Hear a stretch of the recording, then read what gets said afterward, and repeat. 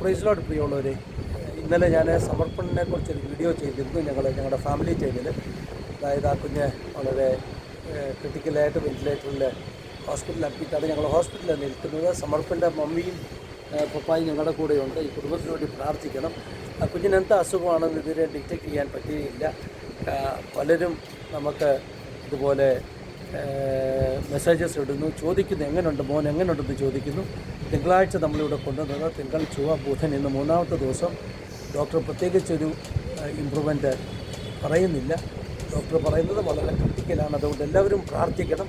ഇതൊരു പ്രെയർ റിക്വസ്റ്റാണ്. ഇതിൻ്റെ കൂടെ തന്നെ കഴിഞ്ഞ ദിവസം ഞാനിട്ടിരുന്ന വീഡിയോയുടെ ലിങ്ക് കൊടുക്കുന്നു.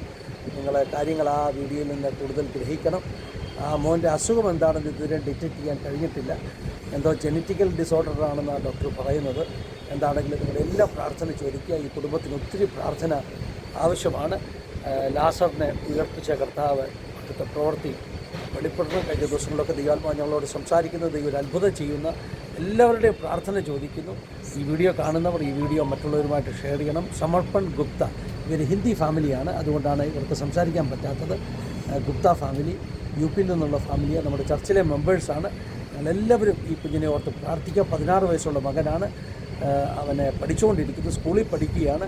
ഒരു വലിയ മറക്കൾ കർത്താവ് ചെയ്യണം. ആസാദി ടി വിയിൽ നമുക്ക് അവൻ്റെ സാക്ഷ്യം കേൾക്കണം. അനേകർ സാമ്പത്തികമായിട്ടൊക്കെ ഇവരുടെ അക്കൗണ്ട് നമ്പറിലേക്കൊക്കെ സഹായിച്ചു.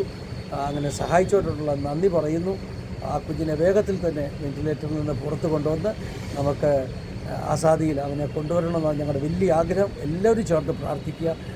കർത്താവ് സഹായിക്കട്ടെ. നിങ്ങളുടെ എല്ലാം പ്രാർത്ഥനയ്ക്ക് നന്ദി. കർത്താവിന് സ്തോത്രം.